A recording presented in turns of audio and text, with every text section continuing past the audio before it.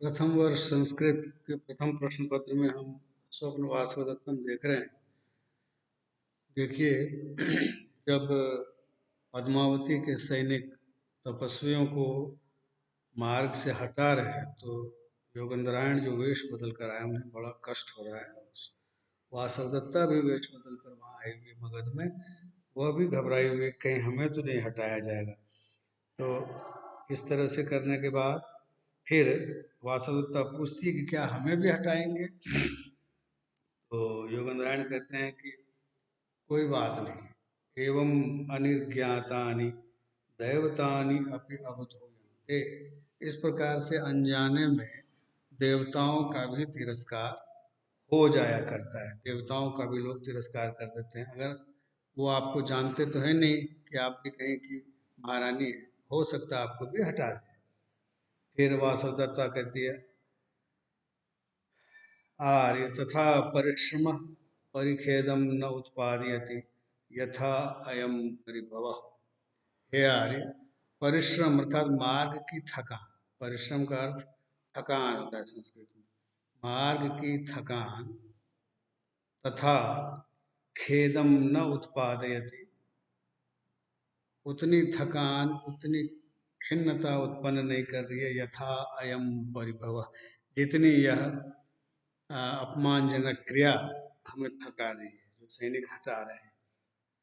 फिर योगेंद्रायण कहते हैं, भुक्तो जित एष विषय अत्र भवत्या। अत्र भवत्या मतलब भवत्या, आपके द्वारा, एष विषय, यह विषय अर्थात यह विषय राज्य का, यह ठाठ बाट, ये शानो शौकत जो पद्मावती अभी दिखा रही है, ये तो भुक्तः आपने पहले ही भोग रखा है, और उज्झितः और छोड़ दिया है। पहले ही भोग कर आपने ये सारे राजसी ठाठ छोड़ दिए हैं। आपके लिए इसमें क्या नई बात है। न अत्र चिंता कार्य, इसलिए आपको इस विषय में चिंता करने की कोई आवश्यकता नहीं है। कुतः, क्योंकि ये श्लोक इम्पोर्टेंट है। पूर्वं त्वया अपि अभिमतं गतमेवम् आसीत्, श्लाघ्यं गमिष्यसि पुनर्विजयेन भर्तुः, कालक्रमेण जगतः परिवर्तमाना चक्रार पंक्तिरिव गच्छति भाग्य। बहुत अच्छा श्लोक है, व्याख्या में आता है और अर्थांतर न्यास अलंकार का बहुत ही सुंदर उदाहरण है। देखिए क्या कहते हैं, पूर्वम पहले, त्वया अपि भवत्या अपि मतलब आपके द्वारा भी, एवं गतम इस प्रकार से चलना, ठाठ बाट से चलना, जिसके आगे पीछे नौकर हो, रथ हो, सिपाही हो।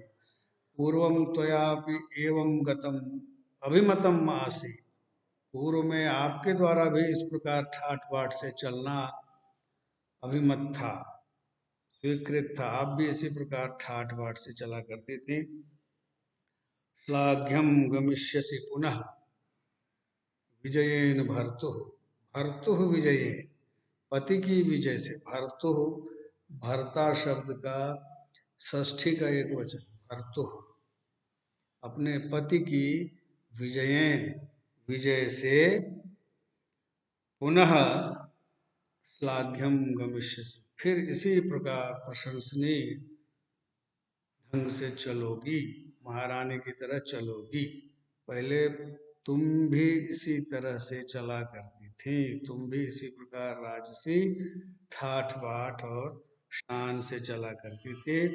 अभी तात्पर्य है कि अभी तुम्हारे पति की पराजय हो गई है, आरुणि नामक शत्रु ने उदयन का राज्य छीन लिया है। तो योगेंद्रायण संकेत करते हैं कि पुनः भर्तुः विजयेन, जब पति की विजय हो जाएगी उसके बाद श्लाघ्यम गमिष्यसि, फिर से तुम इसी प्रकार राजसी ठाठ बाट से चलोगी और राजसी वैभव का उपभोग करोगी। क्यों? तो अंतिम दो पंक्तियां बहुत महत्वपूर्ण है और इसी से अर्थांतर न्यास अलंकार भी स्पष्ट होता है। क्या कहा, कालक्रमेण जगतः परिवर्तमाना चक्रार पंक्तिरिव गच्छति भाग्य पंक्ति। देखिए अर्थांतर न्यास अलंकार क्या होता है, जहां सामान्य से विशेष का अथवा विशेष से सामान्य कथन का समर्थन किया जाता है, वहाँ साधर्म्य से मतलब एक समान धर्म होने के कारण या किसी अन्य कारण से अर्थांतर न्यास अलंकार होता है। अर्थांतर न्यास अलंकार का मतलब है जो एक सार्वजनिक सार्वभौम सत्य होता है, जो विश्व में हर जगह सत्य है, उसको किसी विशेष प्रसंग में कहना।